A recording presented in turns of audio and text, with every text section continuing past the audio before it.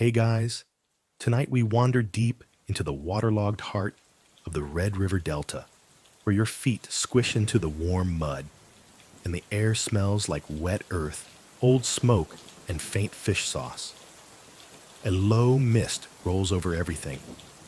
Rice paddies, oxen, the hunched silhouettes of stilt houses, and somewhere barely audible, a bronze bell rings. Not a church bell, not a school bell. It's softer, thicker. It sounds like a giant frog singing through a metal pipe, and it means breakfast is over time to get your ankles bitten by leeches in the field. You blink slowly. The humidity clings to your skin like silk gone sour. Your shirt sticks. Your eyelids droop.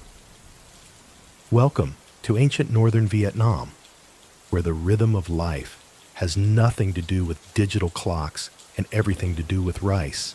So before you get comfortable, take a moment to like the video and subscribe, but only if you genuinely enjoy what I do here. And hey, post your location and what time it is where you're listening.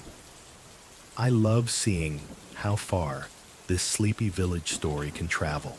Now dim the lights, maybe turn on a fan for that soft background hum, and let's ease into tonight's journey together. You trudge forward through the morning haze. You're not alone. A few ducks waddle past you like they've got business to attend to their tiny feet slapping against the mud. Behind them, a wooden cart creaks under a stack of green rice stalks, pulled by an ox that might actually be asleep. A farmer in a conical hat trudges beside it, humming something that might be a folk song, or just a list of things he forgot to do before sunrise. Out here, time moves sideways. No rush, just ripples of routine. You reach a shallow canal and cross a wobbly bamboo bridge, each step more questionable than the last. A single misstep, and you'll meet the eels. They're friendly, you hear, but they've got teeth like sewing needles and the social skills of cave goblins. You make it across with all toes intact. And there it is, the edge of the village just where the mist begins to clear. You see patchwork houses on stilts, palm trees leaning like they're eavesdropping. And in the far-off center, high above everything else, a spindly wooden tower topped with what looks like a sideways pot. The rice bell tower. You're not sure yet what it does, or if it even works. But somehow, you already trust it more than your phone's alarm clock. Kids run barefoot down the path, chasing each other with bamboo sticks. A dog follows barking, not at the children, but at the sound of something distant, possibly imaginary. You pause. The bell rings again. This time it's longer, slower, like someone sighed into a bronze bowl the size of a buffalo skull. You feel it in your ribs. Your ears itch, and for a second you wonder if it's still ringing, or if it's just in your head. Historians still argue whether the rice bell was originally a timekeeper, a ritual object, or just something villagers invented because yelling across paddies was inefficient and loud. The truth is probably a blend, or none of the above. That's the beauty of ancient things. They don't care what you believe. They just keep doing what they've always done. As you enter the village proper, the ground firms up a little stone paths, now mossy and uneven. You notice each house faces east, not because of feng shui or sunlight. It's just easier to see the mountains in the morning. That way, if something comes crawling over them, weather invaders, angry rice spirits, you've got a head start. A man squats outside his hut, weaving a basket with frightening precision. He nods at you, but doesn't stop. You nod back. You try not to stare at the tattoo on his arm, 5 parallel lines, each one marked with a tiny rice stalk. Either a harvest count or his prison tally. Hard to say. As you pass him, You smell fish drying on bamboo racks, salty, sun-warmed, slightly terrifying. Above you, laundry flaps lazily like sleepy birds. And near the largest stilt house, an old woman sweeps the porch with a palm broom muttering under her breath. You catch a fragment. They don't ring the bell like they used to. She spits into the grass. The ducks avoid her like she's cursed, which honestly she might be. A fringe theory whispered among certain folklorists claims that the rice bell originally came from the sea, dragged up from a shipwreck and mistaken for a jellyfish. That might explain the net-like patterns often carved into its surface. Or it might just be what happens when you ask drunk fishermen to explain archaeology. Your eyes drift again to the bell tower. It looks fragile, but it stood here for centuries. Some days it rings to warn of storms. Other times it marks weddings or deaths, or the moment someone finally pulls a prize fish from the canal. One villager insists it rang when his mother-in-law moved away. No one has been able to prove him wrong. You stop near a small market square. A chicken walks past, carrying what looks like a worm, but is actually a strand of someone's old scarf. It's winning. An old man smokes a pipe the size of a canoe paddle and watches the bell tower like it owes him money. You ask if he remembers when the bell was first used. He shrugs. Before me, before my father, maybe even before the rice. You smile, even though you're not sure he's joking. He might not be. Up above, clouds begin to roll in thick and slow. A breeze swirls, lifting leaves and skirts and spirits. The bell rings again. This time, it sounds different, a little heavier. Like it knows you're here. You sit down beneath a tamarind tree, letting the sound settle into your chest. You're not thinking about time anymore. You're thinking about the rhythm, the old rhythm, the one that started not with watches or sundials, but with the hush of rain on a thatched roof, the buzz of dragonflies over water, and the single bronze tone that told an entire village. It's time. You blink slowly, your breath syncing with the gentle sounds of this ancient village. Your bare feet, still damp from the canal crossing, now rest on packed earth, warm from the sun, even though it hides behind a gauzy veil of clouds. You lean back, watching a line of ducks waddle off into a rice paddy like a miniature parade with no grand finale. Somewhere, a child is yelling, probably about a worm. You don't check.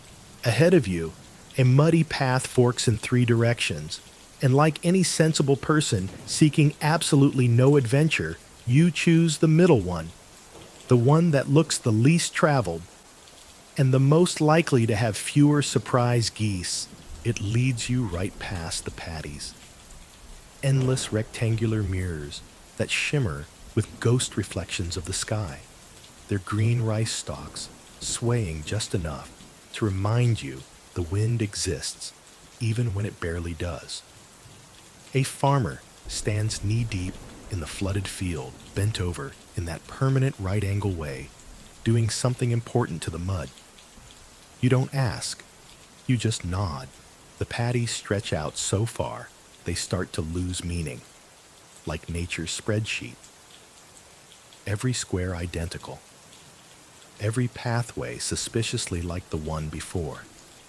It's a place that defies GPS, dares your brain to remember landmarks, and punishes anyone who relies on a tree stump as a navigation point, because that stump will move or vanish or become a buffalo in disguise.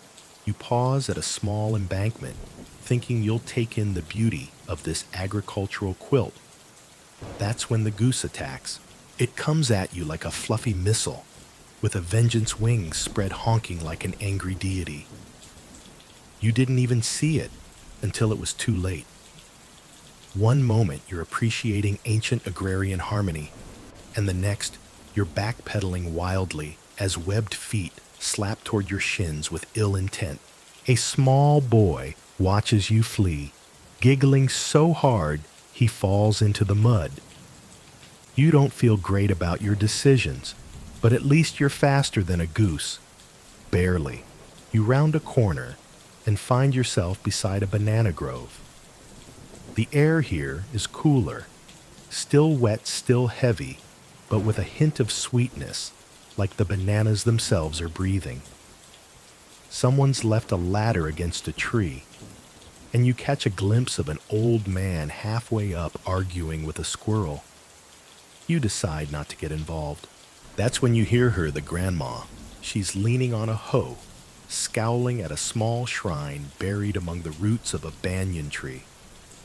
The moon's wrong, she grumbles. No wonder the rice won't listen. Then she spits, just missing a frog the size of a mango. You sidle up carefully, partly because you want to know more, partly because you're still hiding from the goose. What do you mean the moon's wrong, you ask? She glares at you, like you just insulted her ancestral altar. Then she sighs. Planting's all about rhythm, kid. You can't just throw rice in the dirt and hope. You gotta feel the pull, the water, the moon. But the bell rang wrong yesterday. Marked a waxing when it's clearly waning. That's why we'll get worms. You don't know enough to disagree. So you nod wisely and mutter something about tides. She seems satisfied. This, it turns out, is a recurring theme in ancient Vietnamese village life arguments over timing. Not just about when to plant or harvest, but when to wash, when to sweep, when to let chickens out, and when to just sit very still and hope nothing requires your attention. The rice bell was supposed to help with that, supposed to offer rhythm and certainty. But bells are like people, sometimes off-key, sometimes ignored, sometimes blamed for everything. Historians still argue whether these daily schedules were rooted in real astronomical cycles, or just the accumulated habits of very convincing old ladies. What's known is that the rice bell created a kind of sonic structure, a scaffold for the day. Without it, things didn't fall apart exactly. They just felt off.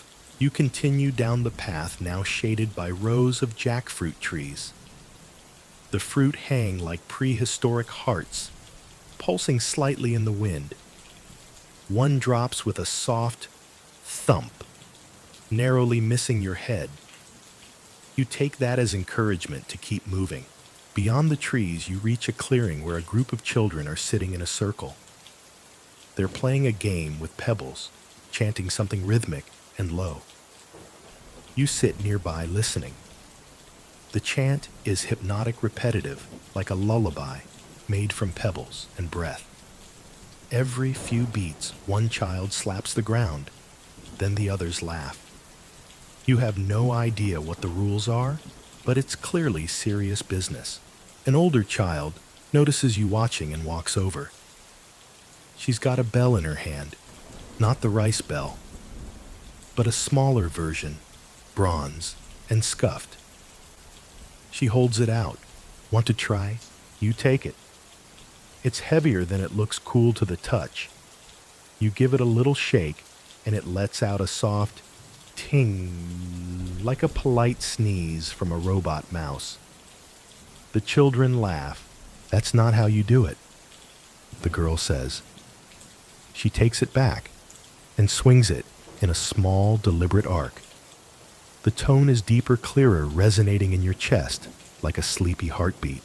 That's how my grandma says they used to wake up. Back in the day, it wasn't roosters or sunrise that roused a village.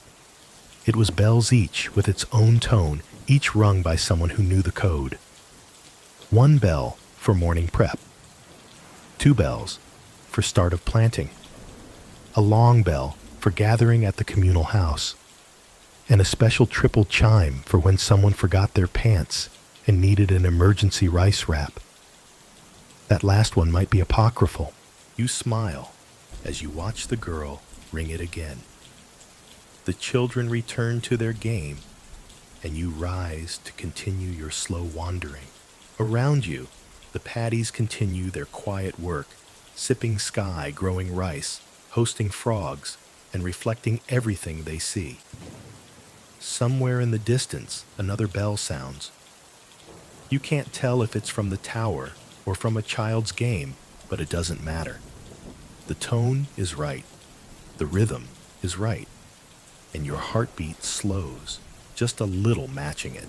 You turn left at a crooked tree that seems to lean exactly far enough to block the sun, but not your curiosity.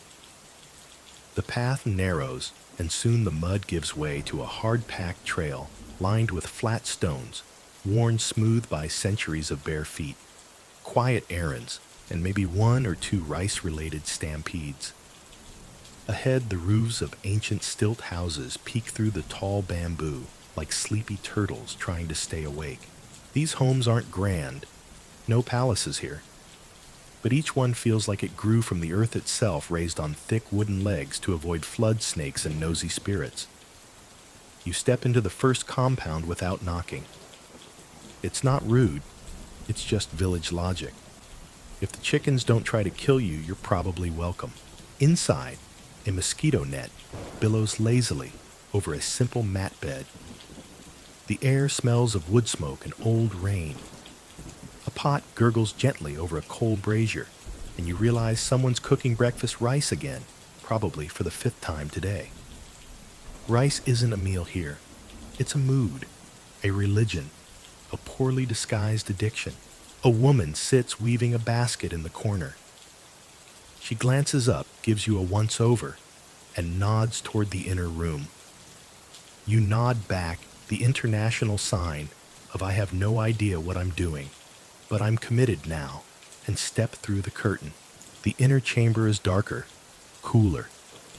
It smells faintly of betel nut and sandalwood. On the wall, hung like a family portrait, is a small bronze bell, smaller than the one in the tower, larger than the one the children were playing with. It rests in a carved wooden frame, the surface etched with scenes of paddies, rivers, and curiously, a tiger wearing what appears to be a crown. You reach out instinctively, and the old man in the corner clears his throat. Loudly, you jump.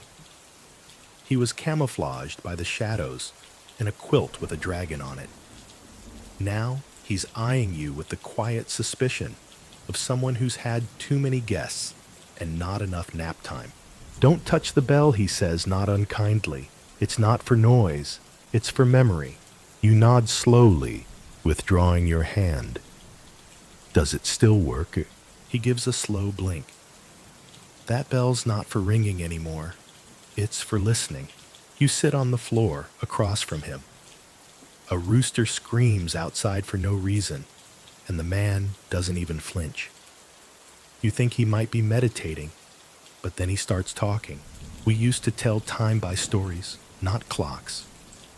A bell rang, and you'd know, oh, that's when Grandma burned the fish, but still blamed the dog. That's when the buffalo chased Uncle Liam into the well. That's when the rain started late, and the rice sulked for a week. Every tone meant something.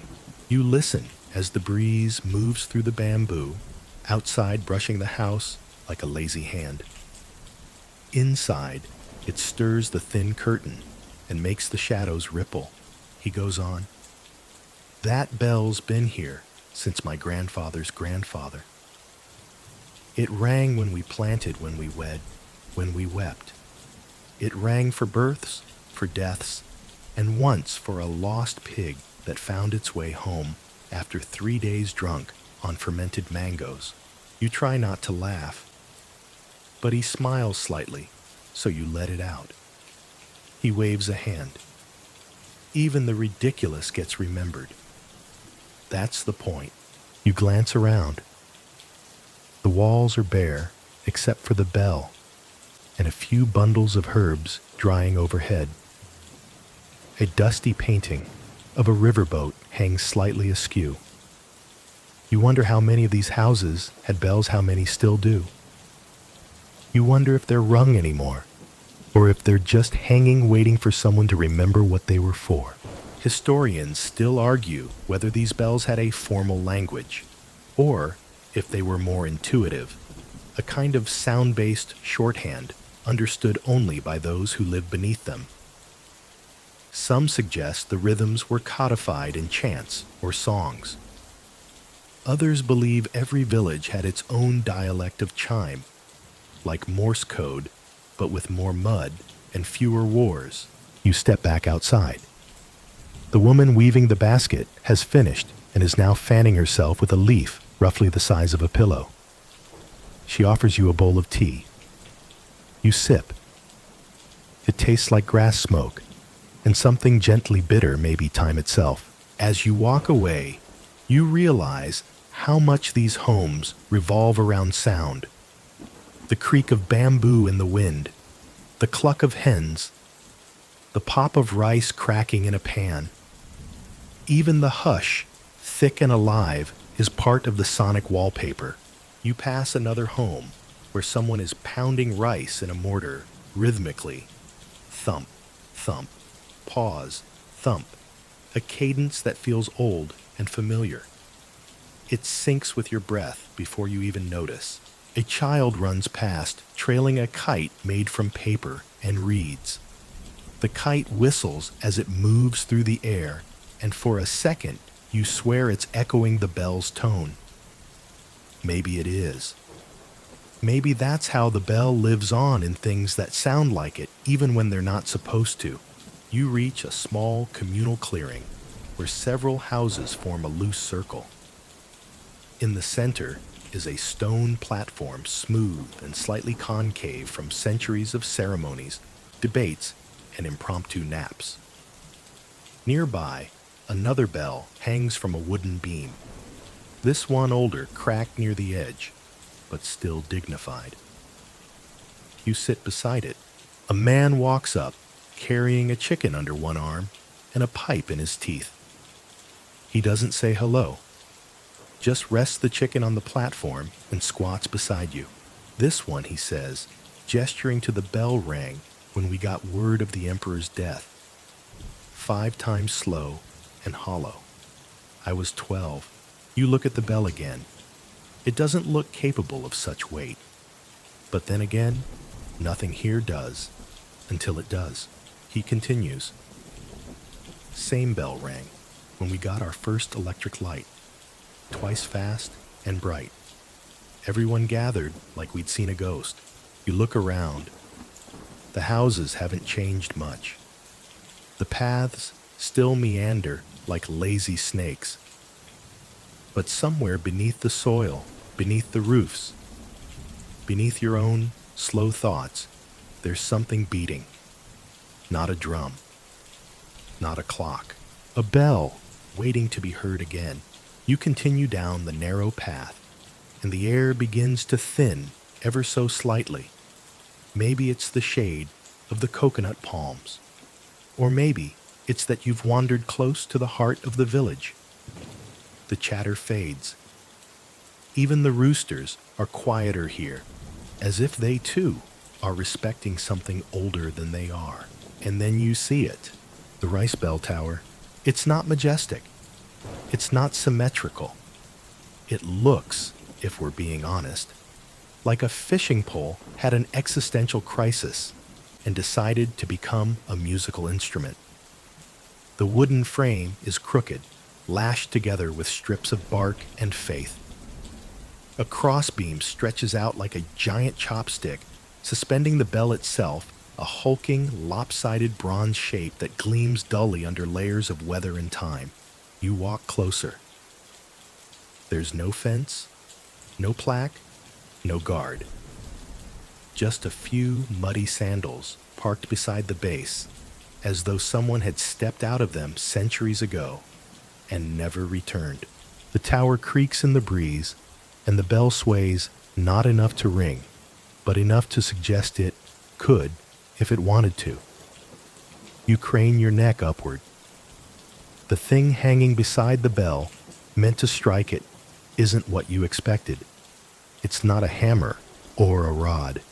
It's a huge hollow log, suspended horizontally with a thick rope dark with age and wear. You squint. It's been carved to resemble a fish. Because of course it has. The fish, it turns out, is symbolic in more ways than one. Some say it represents abundance. Others claim it's a reference to the fish spirits who live in the rivers and help guide the rice's growth. A more fringe theory suggests villagers believed hitting a fish with a log every morning would keep rain clouds obedient. You choose to believe all three. Because why not? You place your hand on the base of the tower. The wood is smooth, worn down from generations of hands, hips, and heads leaning on it during long conversations. You can almost hear them gossiping about who oversalted the fish sauce, who's secretly hoarding sweet potatoes, who keeps stealing laundry, and blaming the wind.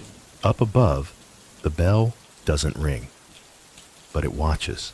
You settle cross-legged in the dirt, letting your breath slow. The sounds of the village creep back in around you. The soft chop of a knife hitting a board, the squeak of a pulley lifting water from a well, the low whistle of a flute somewhere just beyond the trees. And then the bell finally speaks. It's not loud. It's not even dramatic. It's just there. A low, rounded tone that blooms in the air like steam rising from hot rice.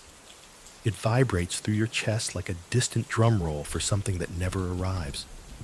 One long tone, then two short ones. A pause, then nothing. You glance around. A few villagers perk up. A boy stops chasing his chicken. An old woman puts down her broom. No one seems surprised, but everyone seems to know what it means. You, of course, have no idea.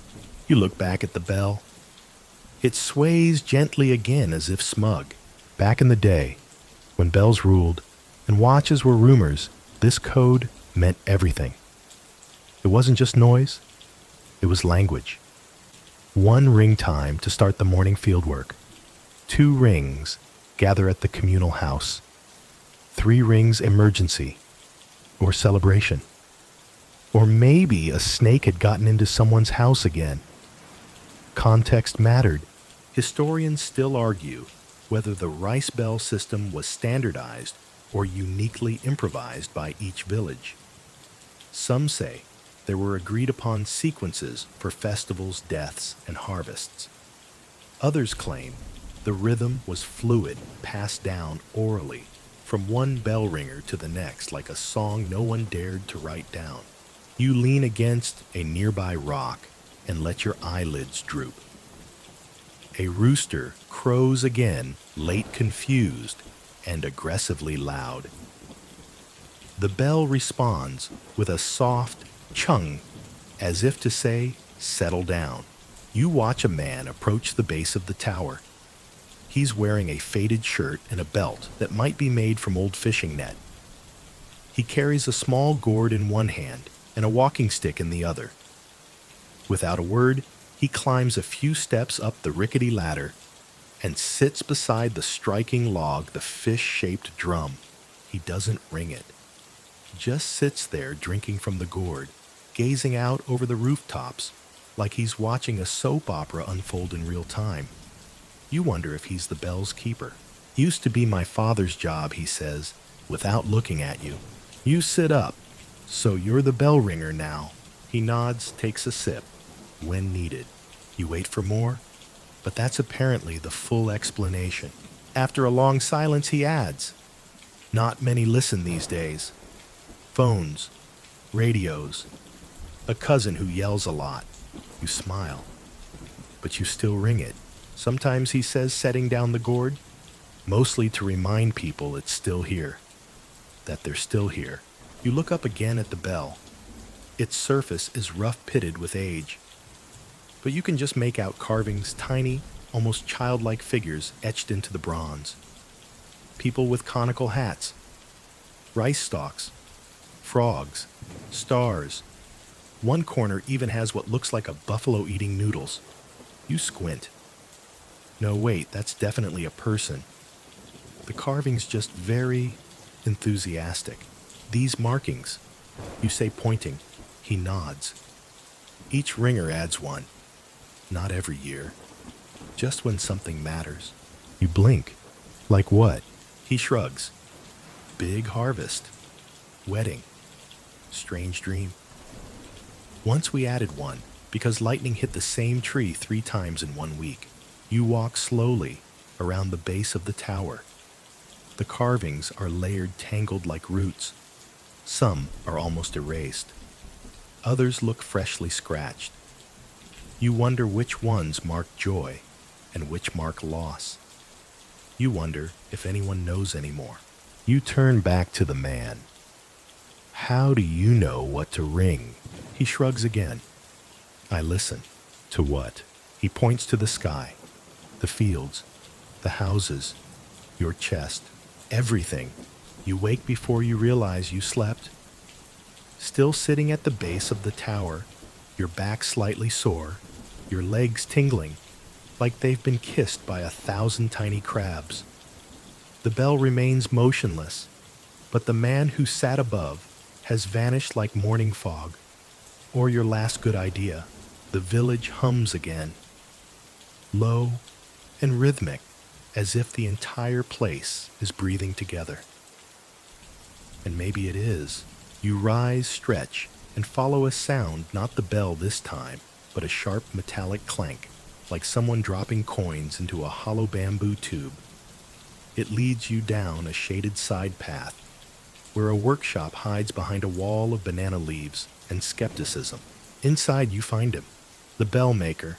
He's squat and shirtless, with shoulders like stone carvings and a scowl that could curdle yogurt.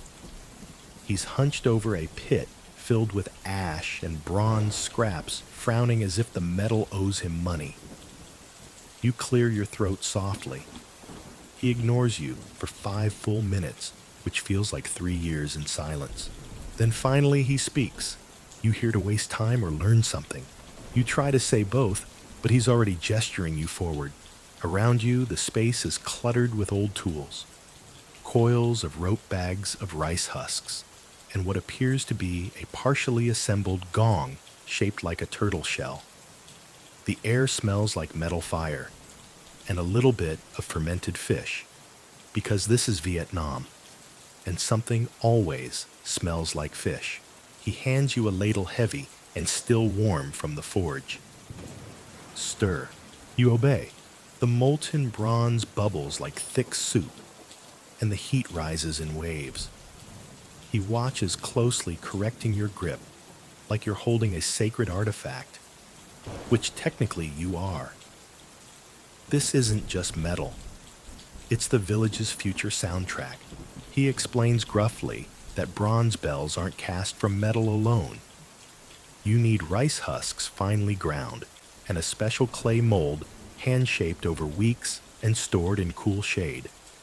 You need wax for carving the shape. You need patience, because rushing a bell leads to a weak voice, and a weak bell is worse than silence. You raise your eyebrows. He narrows his eyes. Yes, he says.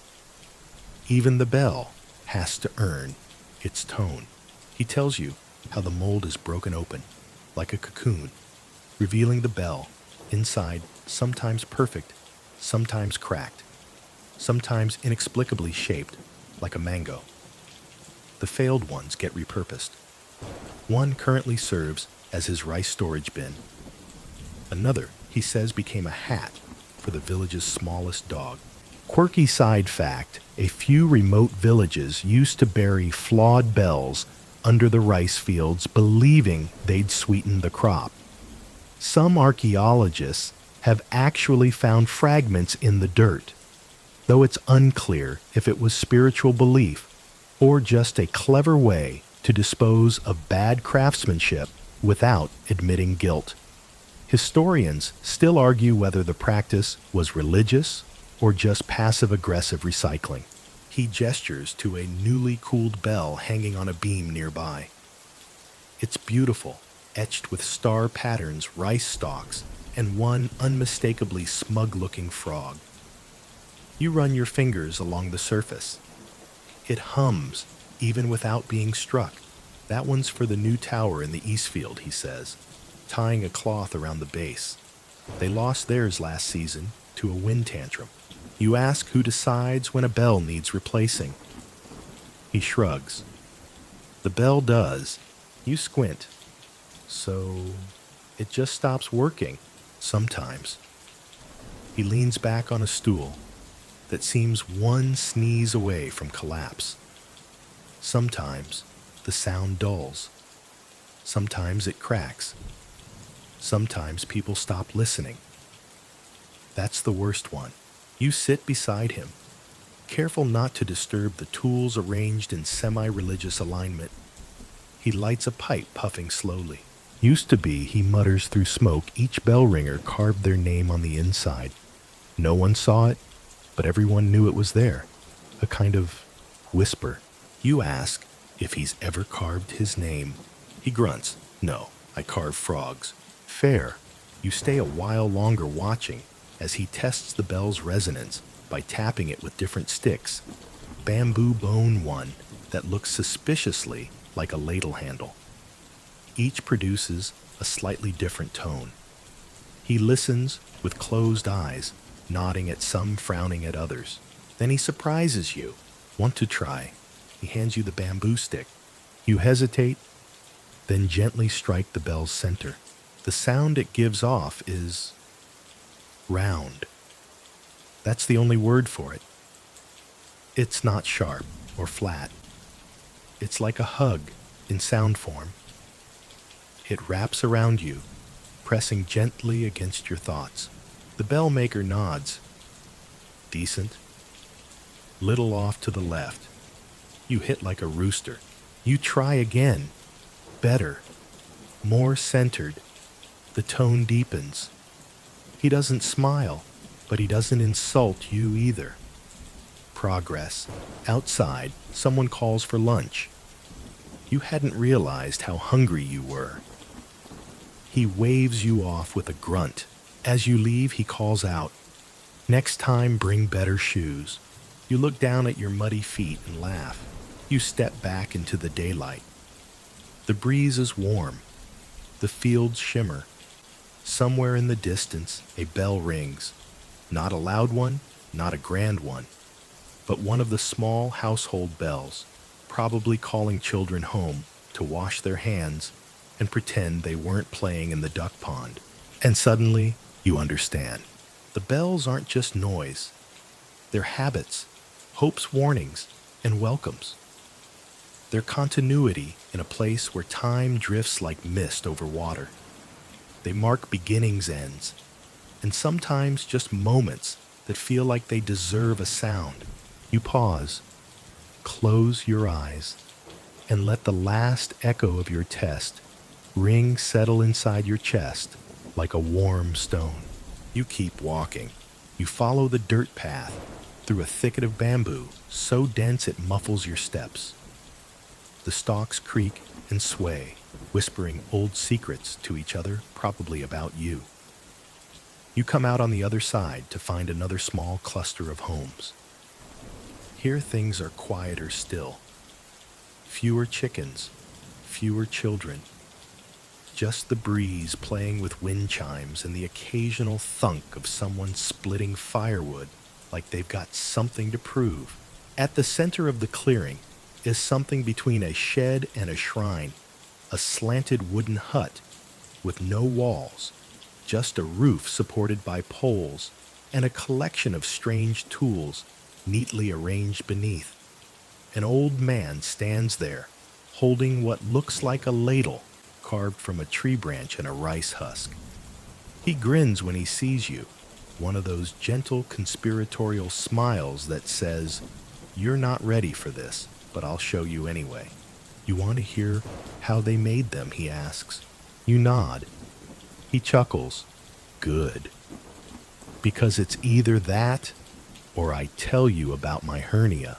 He walks slowly to the center of the hut and gestures for you to sit.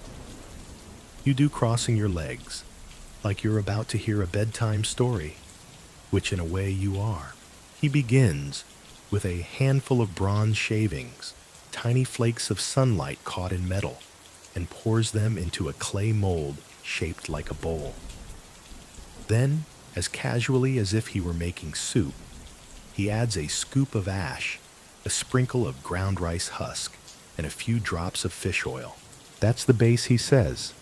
Strong but warm. You don't want your bell to bite. You blink. 2. Bite. He waves a hand. Some bells sound sharp. Too clean. Makes the rice nervous. You want it rounded. Bell should call, not scold. You try not to laugh, but he's deadly serious. He tells you how the mixture is fired in a kiln for hours, sometimes days, depending on the season. During the dry months, it takes longer. During the rainy ones, you risk cracks. You have to listen. Not to the fire, not to the mold, but to the silence around it. A bell will tell you when it's ready, he mutters, leaning closer. But only if you've got nothing else on your mind. You ask how he learned this. He taps his head. Dreams. And from a boy who once rang 3 bells at once and disappeared. Probably coincidence. As he works, he gestures to a small bronze plaque hanging behind him. You peer closer and realize it's covered in tiny fingerprints, dozens of them pressed into soft metal before it hardened. Apprentices, he explains. You leave your print when you've cast your first bell. Most don't stick around long enough. But the good ones, they never leave even when they do. You watch as he pulls a finished bell from under a cloth. It's small, maybe the size of a coconut, but dense with elegant curves and finely etched lines. Not elaborate, just precise. Intentional. Its surface glints in the afternoon light like wet gold. He sets it on a wooden frame and gives it a light tap. The sound is strange. Not just a note, but a pulse. You feel it more than you hear it. It rises up your spine, then settles somewhere behind your eyes. For a second, you forget where you are. That's what you want, he says softly. Not just a sound, a presence. You nod slowly. How do you carve the images? He shrugs. Stories. Whatever's happening in the village. A baby's born, put a lotus. Someone loses their pig, add a trail of footprints. Storm hits, carve a wave. Bells remember more than we do. You run your fingers along one of the bells and feel the grooves, subtle but deliberate. A frog under a leaf. A moon with a rice stalk through it. A dancing figure with unnaturally long arms. You don't ask. He walks you over to a table where several bells are laid out. Some are cracked, others unfinished. One is just a warped lump of metal with a tiny perfect handle. That one, he says, pointing at the lump, was made during a solar eclipse. Bell turned sour. Wouldn't ring. Even the chickens avoided it. He chuckles, then grows thoughtful. We buried it once. But it came back. Not joking. You decide not to press for details. There's something sacred about the process. Not religious necessarily, but reverent. Bells aren't just tools, they're companions. Memory holders. Mood setters. They don't mark time so much as give it shape. And not all of them are big. He shows you a set of miniature bells, each no larger than a thimble, worn on belts. hidden in baskets, tied to children's wrists. The theory rice grows better when it hears the bell often, and children are less likely to wander if their arms jingle like polite ghosts. Fringe archaeologists argue whether these were spiritual charms or just very early security systems. Historians haven't settled it, but you like the idea that toddlers helped fertilize fields by toddling. As you rise to leave, he presses a bell into your palm.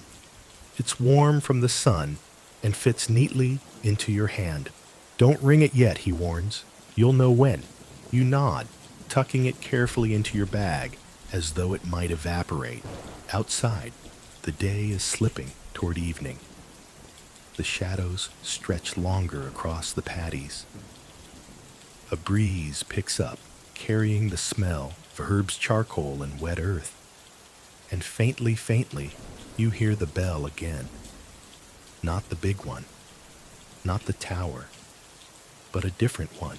It rings once high and clear, then again, lower. A reply. You pause. 2 bells, maybe more. Not loud, not urgent, just present. The village speaks, and the bells remember. The next morning arrives not with a jolt, but with a gradual swell of sounds. Cicadas, like gentle maracas. The shuffle of straw brooms on stone. A gurgle from somewhere deep in a clay pot.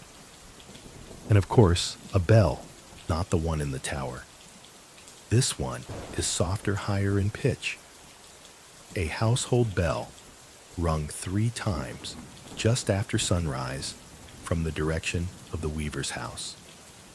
The chimes drift across the village like falling leaves. You stretch your arms and feel the warm ache of good sleep. There's no rooster today. Either he's sleeping in or he's lost another argument with the goose. You begin walking barefoot again. The earth is damp from night mist, and your feet pick up a fine coating of red dust. You notice it sticks in patterns, tiny swirls and ridges. A kind of natural embroidery, as if the ground were stitching your steps into its memory. Today, you decide you'll figure out the rice bell rhythm. You follow the bells. Not blindly, not desperately, but with the kind of attention you'd give to a fading melody you've almost remembered. One tone leads to another, and you begin to notice the sequence. One soft ring from the west, the start of water fetching. 2 sharp taps from the north morning field work. Then, a low drawn-out bong from the tower mid-morning break, maybe, or time for rice cakes. You hear pots clattering right after, which supports the rice cake theory. It's a full system, an auditory calendar, a timekeeping method that doesn't tick, it flows. You pass a woman tending to a duck pen. She hums as she works in tune with the bell that rang just moments before. You nod to her. She nods back without breaking rhythm, like you've shared some secret knowledge neither of you is ready to explain. Not far ahead, a boy sits beside a thatched hut, carving small symbols into a stick. You crouch beside him. What are you making? He doesn't look up. Bell code. You raise an eyebrow. He holds up the stick, showing notches carved at regular intervals. My grandfather taught me. Each chime has a mark. 1 for morning wake. 2 for first field work. 3, depends. Could be lunch. Could be storm. You have to listen to the echo. You blink. The echo. He finally glances at you. Each bell is different. If it's the big one, the echo's wide. If it's from the east house, it's tighter. Smaller bells mean personal stuff. Big bells mean everyone. You sit beside him for a moment, watching him carve. His hands are steady, his face smudged with dirt and thought. He hands you another stick. Try. You hesitate, then make a single notch. He frowns. That's wrong. You laugh. I don't know the code. He shrugs. Neither did I. You listen enough, it learns you. That's when it clicks. The rice bell wasn't just about marking time. It was about teaching people to feel it. The rhythm of village life wasn't imposed by clocks or schedules. It was absorbed slowly and gently through tone and repetition. Even toddlers learned when to sit still and when to run around just by hearing the changes in sound. Historians still argue whether the system was truly organized or just a charming coincidence of habits and local tradition. Some say there were actual bell calendars stored in community houses. Others believe it was all oral, handed down with songs, lullabies, and the occasional passive-aggressive family drama. You thank the boy and continue walking. As you approach the fields, the chimes change again. A short ring, then a pause, then 3 slow beats. People rise from squatting positions and begin to pack their tools. The fieldwork shift has ended, and you didn't even need a whistle or a horn to know. The bell told them, and they listened. You spot the bell ringer from the tower, now standing near a well ladling water into a ceramic jug. He nods at you, clearly aware you've been paying attention. You're learning, he says. You smile. Kind of. He dips the ladle again. Each sound has a purpose. But some days, we make exceptions. Exceptions. He shrugs. If someone dies, we ring 3 tones, but not the usual way.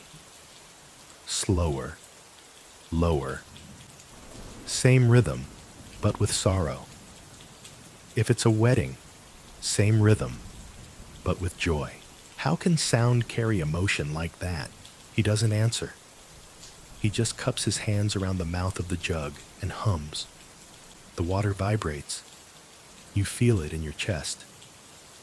You don't need the words. He hands you the jug. Feel that? You nod. It's like the sound's wearing a coat.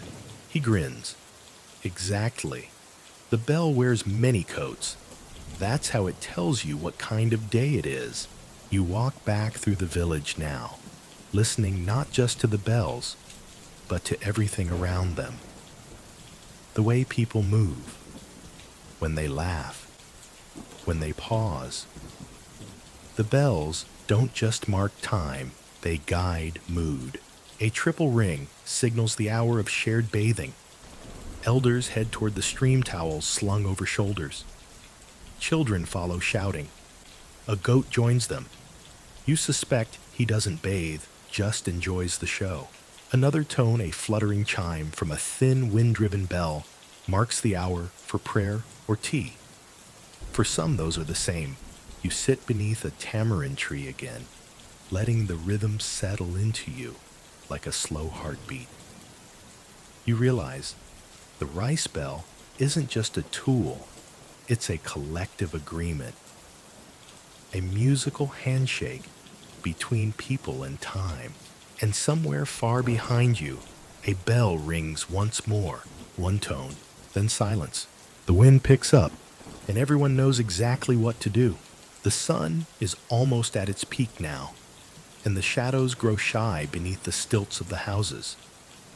You follow the sounds of laughter and clapping toward the village square. It's wide, dusty, and just uneven enough to twist an ankle if you forget to walk like you live here. Something is happening.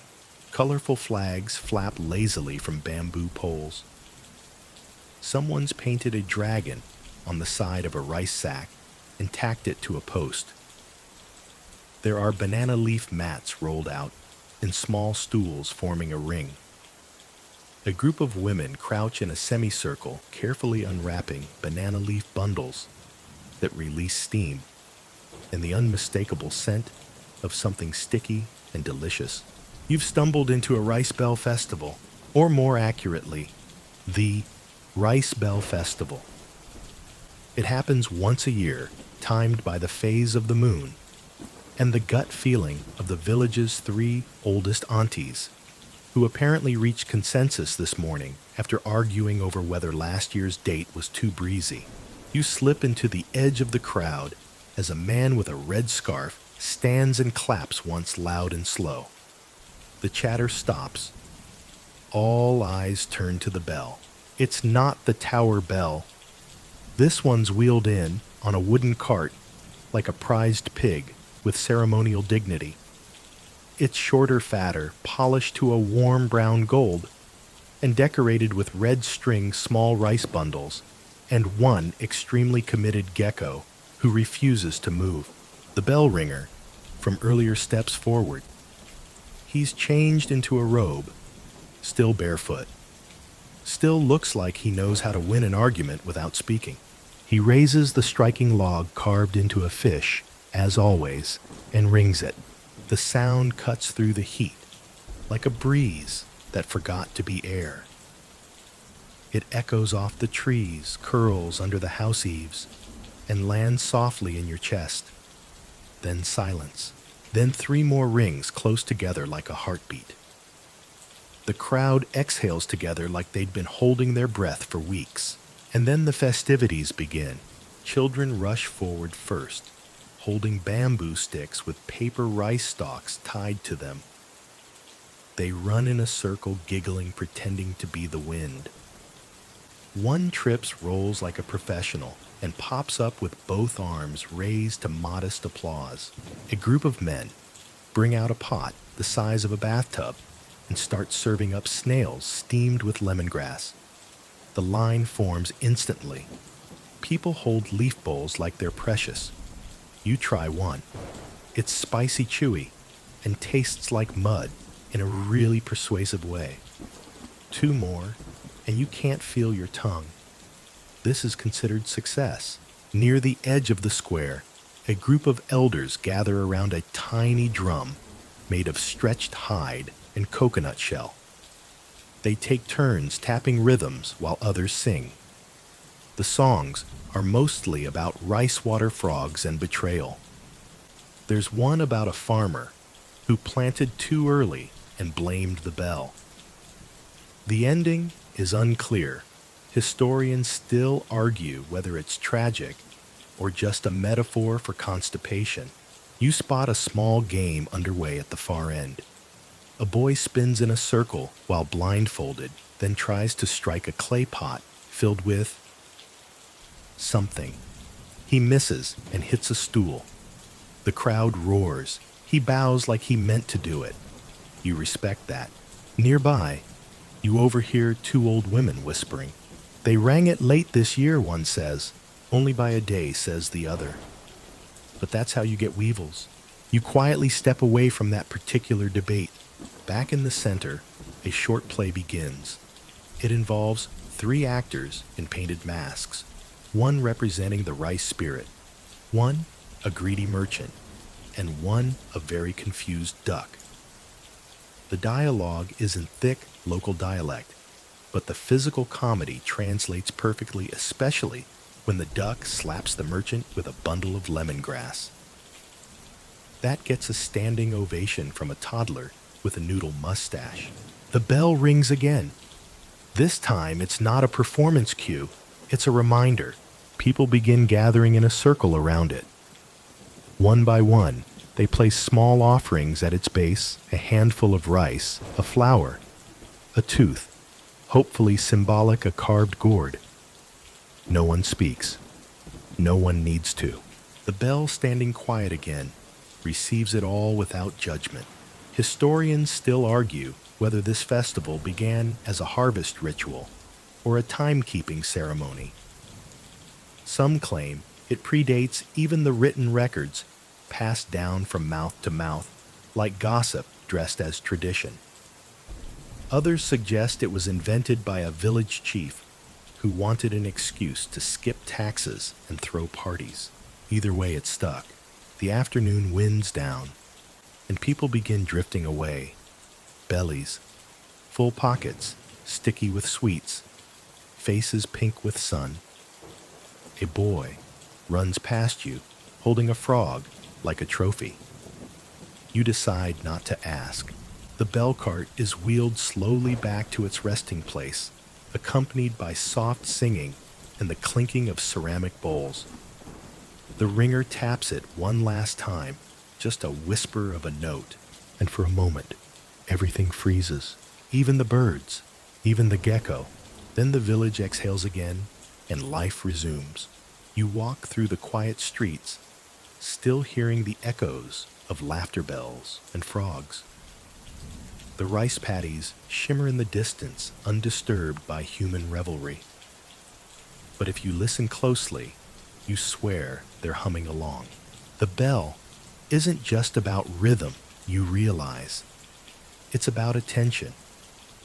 It brings people together, not because it demands, but because it invites. A gentle, persistent reminder. Time is passing, and we're passing through it together. You wake the next morning to something strange, or rather, the absence of something. No bell, no echo, just wind in the trees and the slow grind of a buffalo chewing on a banana leaf like it owes him money. The silence is thick, almost sticky. You don't notice it at first. You go about your morning splashing water from the jar, brushing your teeth with a twig that tastes suspiciously like ginger and regret. But then you pause.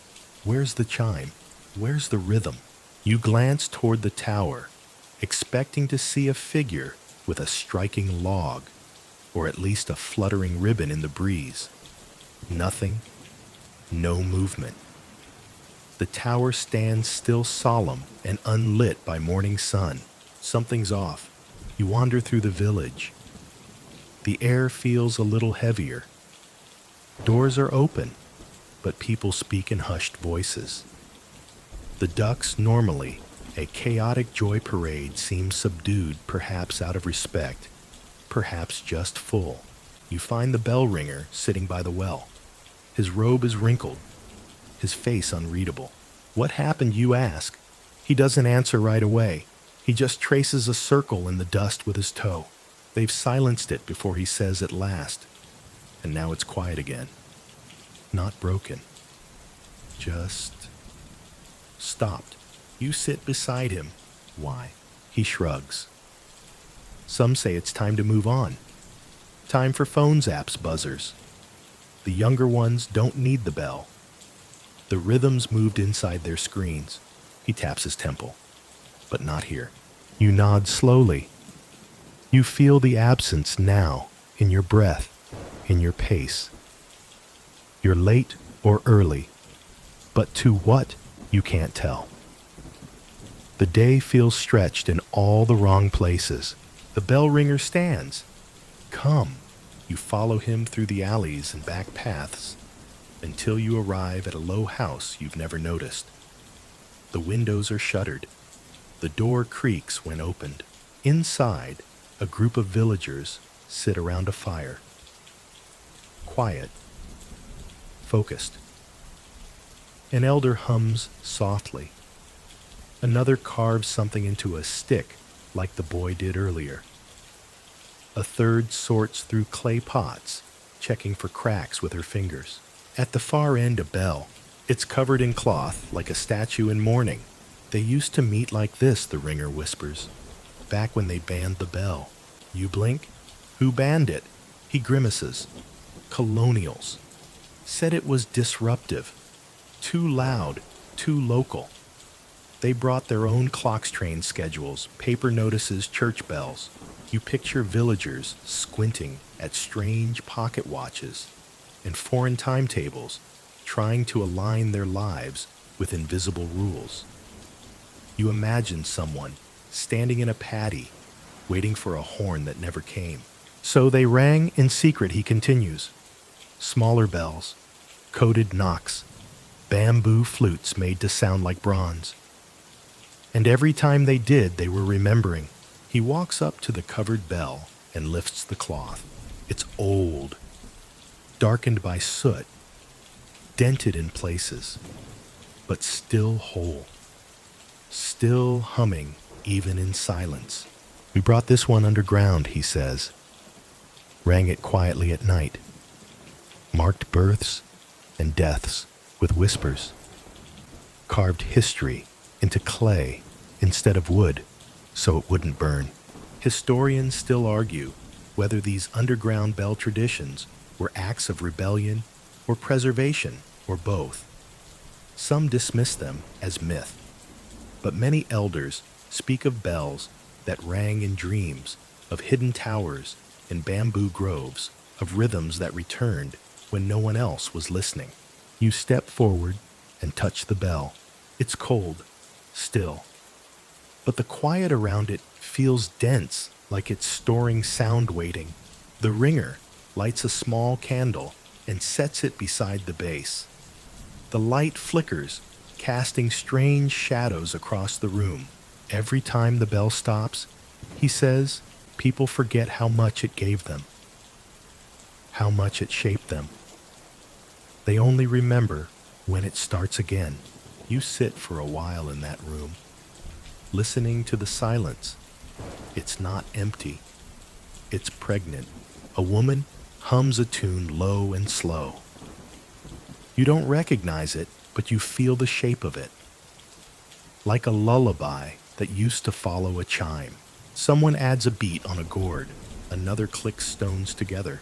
The rhythm returns, not with a ring, but with memory. You step outside again, and even the trees seem quieter, but not dead, just paused. The bell is resting. That's all. It will ring again. And when it does, the village will remember. The rice will grow. The geese will yell. The children will spin with paper stalks tied to sticks. And someone will carve a frog onto its side just to make sure nobody takes anything too seriously. But for now, you walk through a world without bells. It's disorienting, but it makes you realize just how deep the sound had gone. Not into your ears, into your bones. The next morning begins, much like the last, quiet, heavy, soft, around the edges. But today, there's a shift. Not in sound exactly, but in movement. People still speak in low tones, but they seem to be doing something. You notice it as you walk. A young man carrying a bundle of bamboo poles. A child with a bag of dried beans carefully sorted. Two women, side by side, knotting strips of red cloth together with fingers that know the rhythm by muscle, not memory. You follow them. They're heading to the outskirts of the village, past the banana grove and the shrines, and the hut where someone's been playing the same 3 flute notes for half an hour and still calls it practice. Past all that, into the brush. They're nestled behind a cluster of palm trees. You see it, another tower. It's not tall like the central bell tower. It's squat, like someone tried to hide it and forgot where. A simple wooden frame, half rotted, swallowed by vines. And at its center, barely visible through the growth of bell. Smaller, soot-streaked, but intact. You turn to the bell ringer who stands behind you now. He's barefoot, as always, holding the fish-shaped log under one arm. This, he says quietly, is where they kept ringing. You step closer. The air is thick here, not with humidity, but with history. The kind that clings. You brush aside the vines and see carvings, not as fine as the others, more rushed, etched with sharp tools, maybe even knives. Faces, animals, words maybe, but worn down into suggestion. You can still make out one symbol repeated near the base, a frog inside a flame. He watches you read it. That was the code, he says. To gather. For what? He smiles grimly. For remembering. During the bell ban, he explains the villagers didn't just stop ringing. They adapted. They moved the bell out here away from homes, away from curious soldiers. They used it sparingly, disguising its sound with bamboo covers, or ringing it into pots of water to muffle the tone. The rhythm was different, not public, not daily, but still sacred. They rang it when someone was born, quietly, so only the house heard. They rang it when someone died, at midnight, once, so the spirit wouldn't forget the path. And sometimes, only sometimes, they rang it when no one was looking. Not for an event, not for a purpose, just so the bell would remember it was a bell. Fringe historians call this the Bell Underground, a cultural resistance movement hidden in plain sound. Most records were oral, passed down like bedtime stories, but never written. The bell itself, this one, was kept secret for nearly 50 years. And then, like so many things, it simply stopped being needed.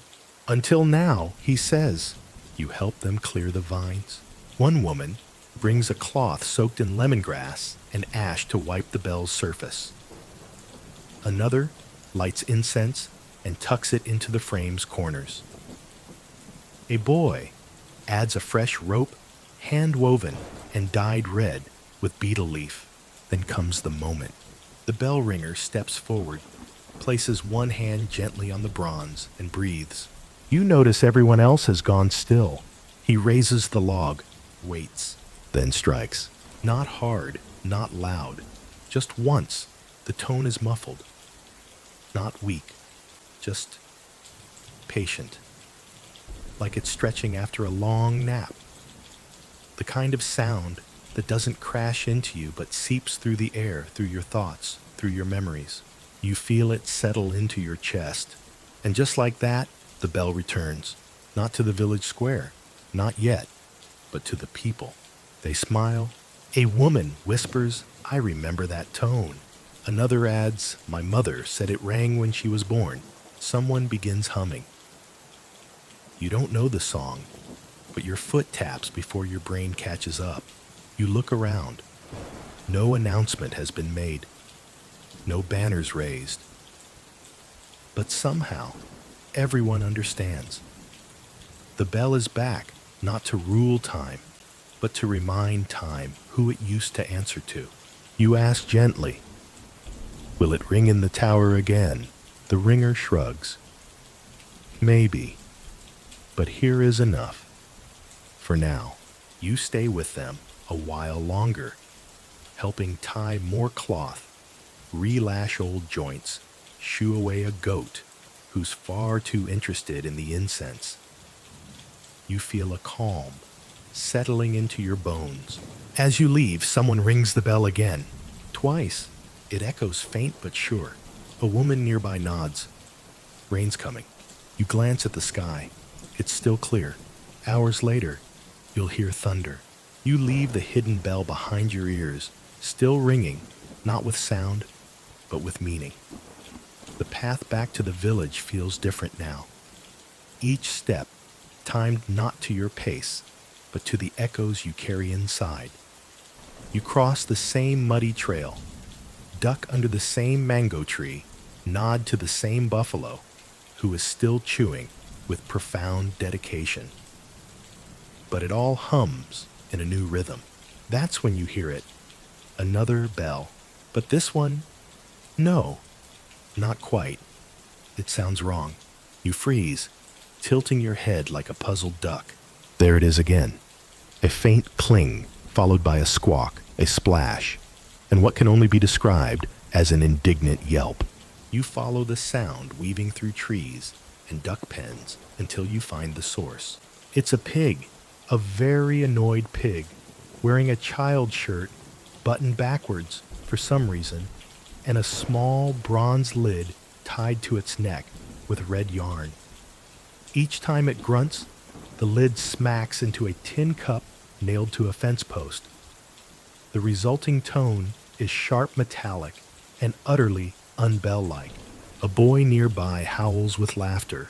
That's not a bell, you mutter. The boy beams. It's our bell. pig bell. You blink. Why? He shrugs. Why not? Valid. In the next hour, you discover 3 more bells scattered throughout the village, none of which are actual bells. One is a hollow bamboo tube tied to a tree. Wind passing through it produces a ghostly whistle, like a confused owl trying to remember its lines in a play. Another is a pair of coconut shells strung over a doorway. When the wind swings them together, they create a soft talk, like applause from someone who's only half interested. The third is the strangest, a fishing pole rigged with a metal spoon suspended over a ceramic bowl of water.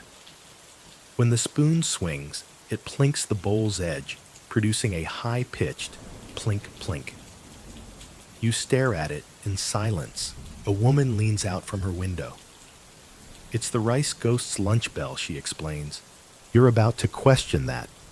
When a bird swoops down, steals the spoon, and the entire system collapses, the woman shrugs. Guess lunch is canceled. You begin to understand. When the real bells went silent, the village didn't just stop listening. They started inventing. Not because they forgot, but because they remembered so well that they couldn't bear the silence. So they improvised, and in doing so, they made new rhythms. Historians still argue whether these makeshift noisemakers qualify as cultural continuity or just rural mischief. Some claim they were a form of protest. Others believe it was simply a way to pass time when bells were forbidden or broken. But here's the twist. Over time, the line blurred. What was once a joke became tradition. What started as a trick became a ritual. You pass a woman who jingles a necklace of coins when she prays. You see a child skipping stones into a well in a distinct measured rhythm. You hear 2 grandfathers arguing about whether, that specific frog croak is part of the old bell code, or just a particularly judgmental amphibian. 3 croaks means dinner, one insists. 3 croaks means your hearing's gone, the other mutters. You suspect they've had this debate for decades, and you're not even sure they disagree. As you walk, you begin to notice a pattern, sounds that echo the old chimes, but in new forms. A drum tapped with fingers at the hour the bell used to ring. A song hummed in the rhythm of harvest time bells. A lullaby sung with pauses in just the right places. The bell lives on, but not always in metal. It's in muscle memory, in tone, in the pause before a word, in the timing of tea. You pass a small courtyard where an elderly woman waters her plants. She sings softly, barely louder than the breeze. Her song is slow, deliberate. 3 notes pause. 2 notes hum. 1 low drone that trails off like steam. You don't know the words. You don't need to. You sit and listen. She finishes and smiles without looking at you. That was my mother's bell song, she says. She used to sing it while pounding rice. You nod. Do you still remember the real bells, you ask? She laughs, a dry sound full of smoke and honey. Of course, she says. But sometimes, the fake ones say more. You spend the rest of the afternoon not chasing sounds, but letting them come to you. A hammer hitting a nail in perfect tempo. A broom sweeping leaves in triplets. The flap of laundry snapping 3 times in the breeze before falling silent. None of it is a bell. And all of it is, by the time you return to your mat under the tamarind tree, the sun is melting into the horizon.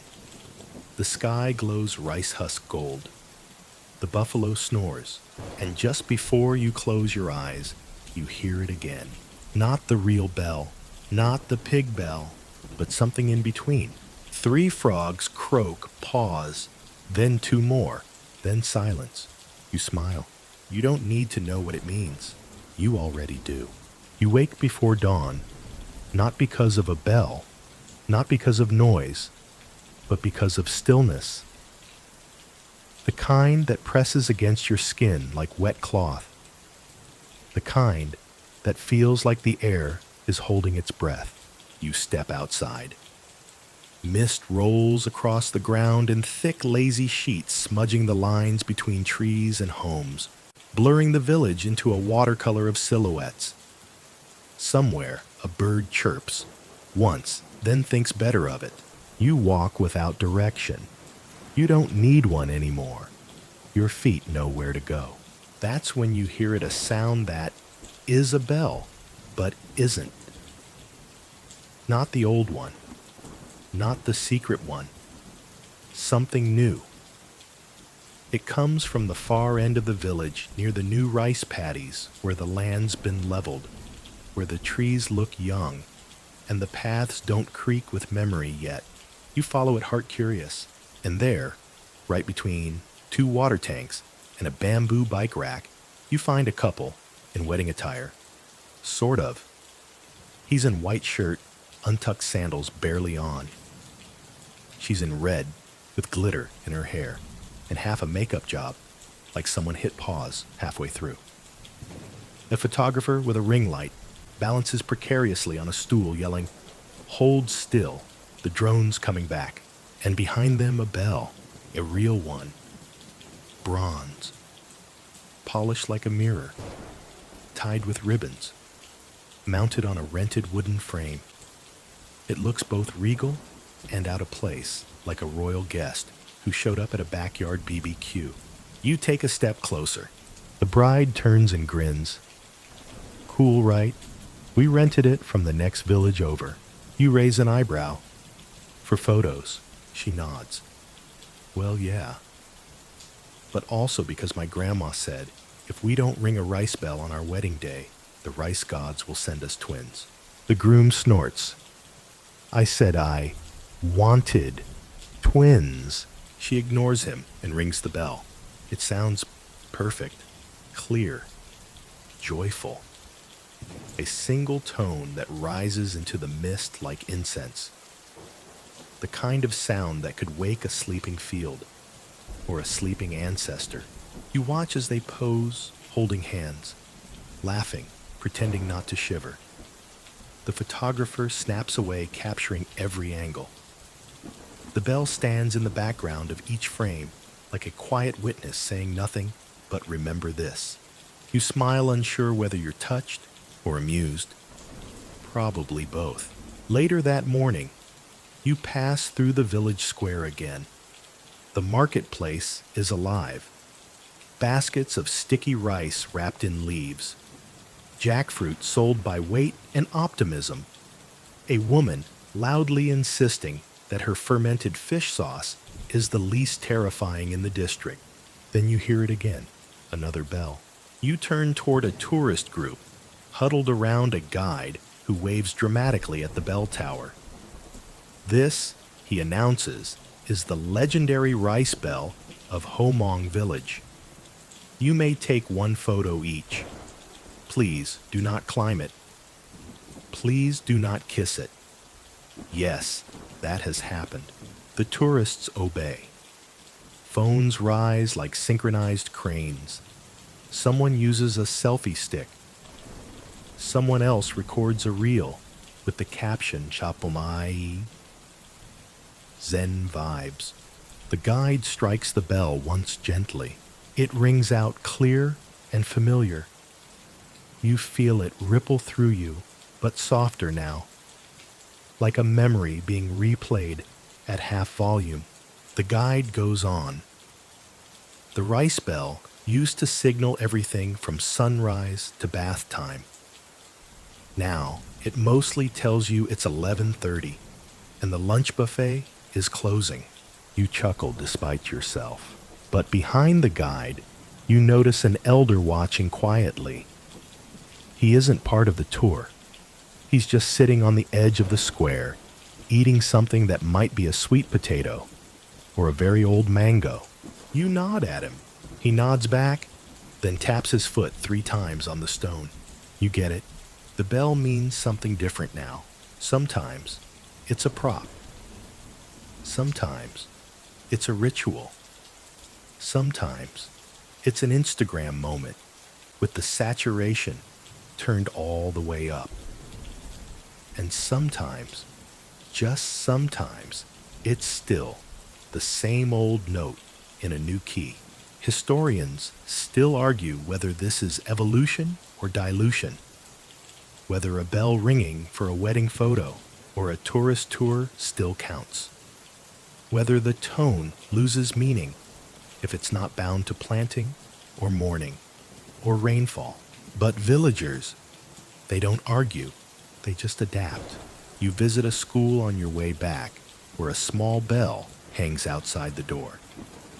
It's not bronze, it's aluminum, probably repurposed from a cooking pot. But the teacher rings it twice, and the children line up instantly, no questions asked. It's not what the bell is made of, it's what it reminds them of. Back near the rice fields, you see an older man teaching a group of teens how to strike a practice bell made from a clay jug. He taps it, then waits. Then taps again with a different stick. They listen, squinting, adjusting, learning not just how to ring, but how to read the ring. You sit and watch, letting the sounds wrap around you like a warm, woven mat. The bells are coming back, not everywhere, not all at once, but enough. Enough to echo, enough to mean something. And that's the thing about bells. They don't have to be constant. They just have to be believed in, even when they stop their rhythm. Keeps pulsing in the way people move, the way people cook, the way a child runs home, when the wind carries the sound of metal through trees, even if it's only a spoon dropped in a pot. Because once a bell has rung in your bones, time never sounds the same again. Afternoon in the village doesn't hit you like a clock strike. It settles slowly, like steam rising from a bamboo steamer. The air thickens. The colors go a little soft around the edges, and everything begins to drift toward that quiet middle zone between lunch and dusk. Even the dogs nap like they've signed a treaty with the sun. You wander down a narrow path lined with sugar cane, the stalks so tall and dense you begin to feel like you're walking inside a green tunnel headed nowhere in particular. And you're fine with that. Then you hear it. Not a bell, not even a chime. A song, soft melodic, just a single human voice, slightly off-key, gloriously unhurried. You follow it and find a grandmother in a hammock, rocking with one foot and singing to a baby who looks more like a tiny rice dumpling than a person. She isn't trying to impress anyone. She's not even singing to put the child to sleep. She's singing because that's what the moment asks for. You sit quietly nearby. The tune repeats every few lines like a circle. And woven into it, if you listen closely, you catch rhythms that feel familiar. One pause, 3 notes, a longer hold. You realize she's not just singing, she's mimicking the rice bell. Later, someone confirms this. Yes, a neighbor says with a shrug. That's the old bell cadence. Babies recognize it. Helps them dream better. Of course it does. You find yourself moving through the village like someone half asleep, half awake, tuned not to sight or task, but to tone. You begin to hear it everywhere. The tea kettle whistling 3 short bursts. The wooden ladle hitting the clay pot. Clunk, clunk, clunk. The wind tapping loose shutters with annoying but strangely precise timing. It's all there. The bell is still ringing. It's just borrowed new voices. As you cross a stone bridge, a group of boys run past one of them yelling, "It's Buffalo, nap time!" The others laugh and repeat it, mocking his tone. But then you look, and sure enough, the buffalo are all laying down in near-perfect unison. One even size. You follow the boys to a pond where someone's made a game out of stone, skipping not by distance, but by sound. They toss the flat pebbles and listen for how many rings each skip gives. The winner is declared Keeper of the Invisible Bell, which you admit is a better title than most corporate job descriptions. One kid sits nearby scribbling in the dirt. "What are you drawing?" you ask. He doesn't look up. A map. A map of what? He points to different patches of the pond, where each bell lives now. You blink. "You mean the real bells?" He frowns. "No, the invisible ones. The ones you only hear when you're not trying." Okay, maybe he's a poet. Or maybe just 7. Either way, he's right. You lie down on a patch of cool grass near the edge of the pond. Let your eyes close and let your ears do the walking. The soundscape is rich and chaotic, but not jarring. There's rhythm to it, like a jazz piece played by insects, birds, water, and wind. And you realize bells never existed to control time. They existed to translate it. Formandet des Secourins, to give shape to something otherwise formless. To remind you that this moment, this exact one, is different from the last. A lullaby floats across the water. You sit up and see another elder sitting on a veranda, rocking back and forth in a bamboo chair, with a bell resting beside him, not ringing, just there. He's singing softly to no one. The lyrics don't rhyme. They don't need to. You walk closer and listen. It's a dream song, he tells you, from his mother, who heard it from her aunt, who swore it came from a rice spirit under the river. You ask him what it means. He taps the bell gently. It doesn't ring. It just hums faintly like a yawn at the end of a long story. It means, he says, that time passes, whether or not we're paying attention. But if we do pay attention, it's kinder. You sit with him for a while, not talking, not moving, just listening to the wind pick up, to the rice swaying like dancers who've heard the first note of a slow song, to the water skipping over stones in accidental rhythm. You rest your head on your arm, and in the quiet, something strange and wonderful happens. You start to hear your own rhythm, the way your breath slows at the end of an exhale, the way your heartbeat softens, the way your thoughts, once shaped like sharp corners, now smooth into circles. And beneath it all, the phantom echo of a rice bell. You're not sure if it's real. You don't need to be. It rings anyway. The day leans into evening, with the grace of an old man settling into his favorite chair. The light stretches long across the fields, casting rice stalks in gold so soft it looks like the paddies are blushing. Somewhere, water buffalo snort as they return from whatever it is they do when no one's watching. You walk slowly through the village, your feet remembering the way without your help.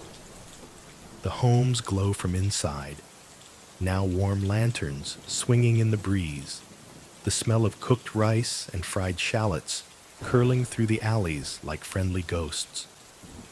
You nod to a woman ladling soup. She nods back, then immediately swats her husband with the ladle. Domestic peace. But the thing you notice most, the bells are ringing again, not constantly, not even loudly. But they're aussi. One chimes 3 soft notes from a rooftop. Another gives a single round tone from a tree, where it's been hung beside a bird cage and a wind chime made of spoons. Even the temple bell joins in one solemn tone as the sun hits the horizon, just enough to make the dogs stop barking and the frogs start singing. You arrive at the square. It's not a ceremony, not a performance, just a gathering.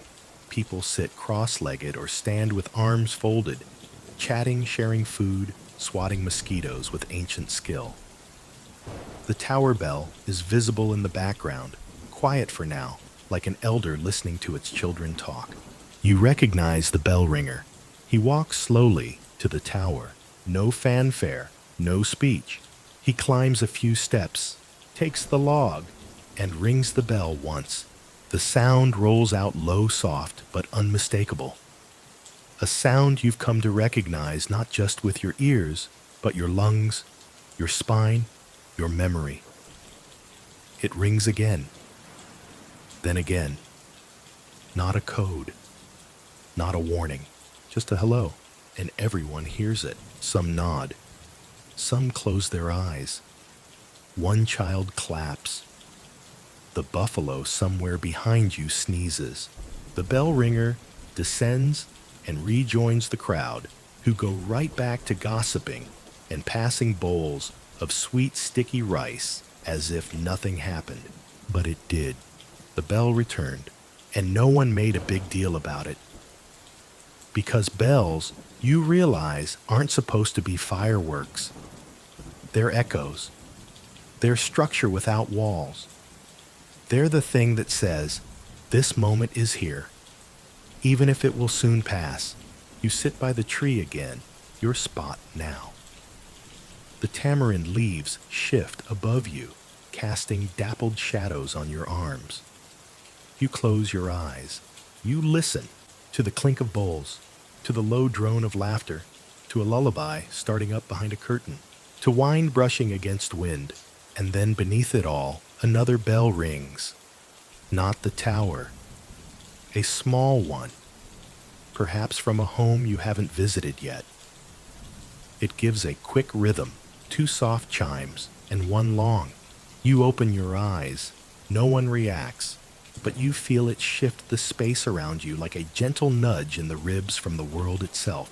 A woman nearby says to no one in particular, "That's the one for night water."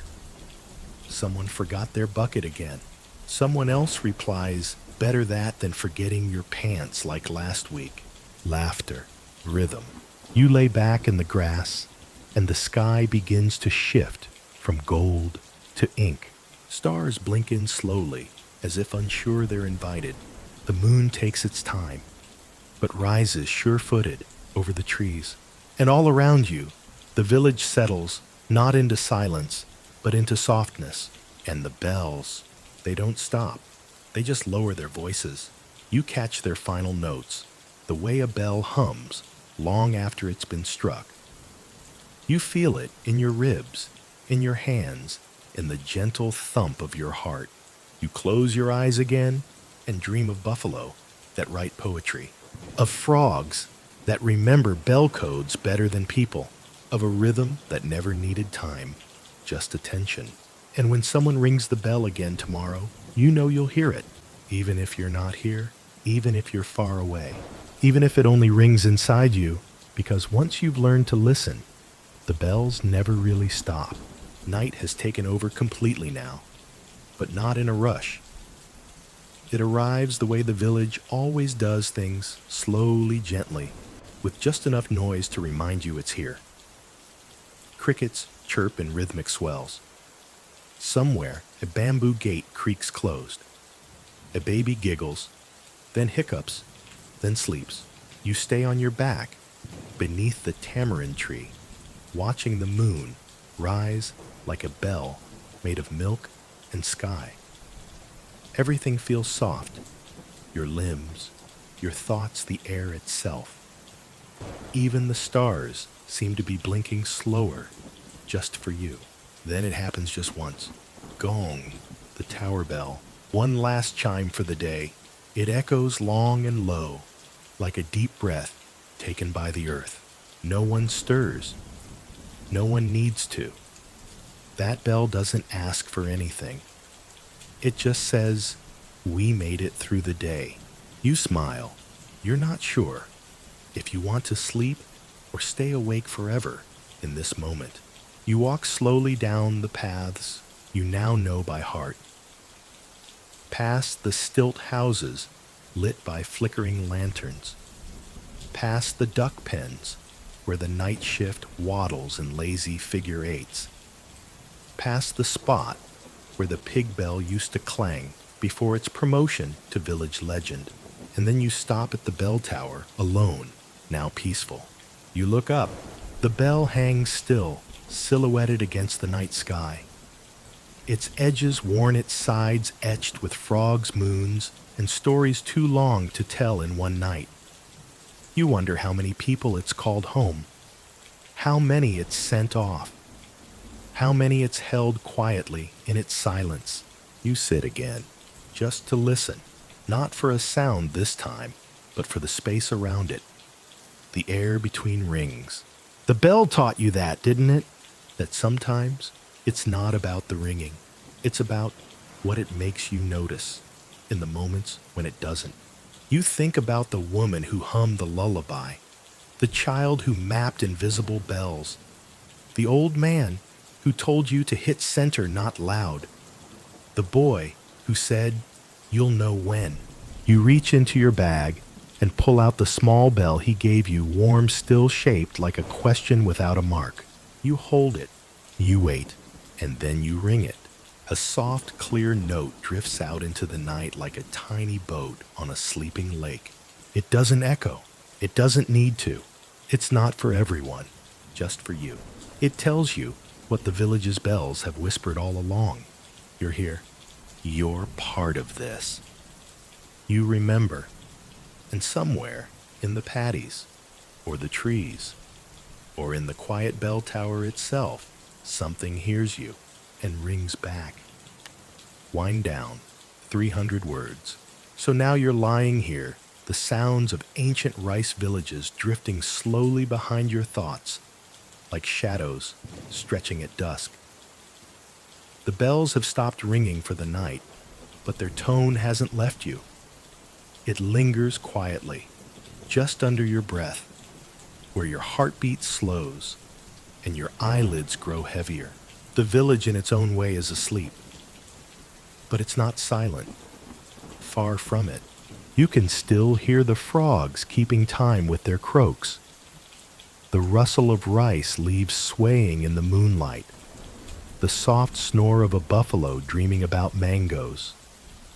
Even the bamboo creaks like it remembers someone walking by with a lantern and a story. And you've wandered far and wide today. You've stepped through flooded fields and followed the rhythm of invisible clocks. You've sat beside bells that remember more than people do. You've watched a tradition fade, change, then quietly return reborn, not with ceremony, but with attention. And now that rhythm lives in you. It's in the way your breath settles. It's in the space between thoughts. It's in the gentle awareness that time will keep moving, but you don't have to chase it. Not now. You've already arrived, so let yourself drift softly now. Let the bell's final hum stretch itself across your sleep. Let the frogs sing lullabies. Let the wind play old tunes through the leaves. Because you've walked the path, you've heard the ring, and now you can rest. Sweet dreams.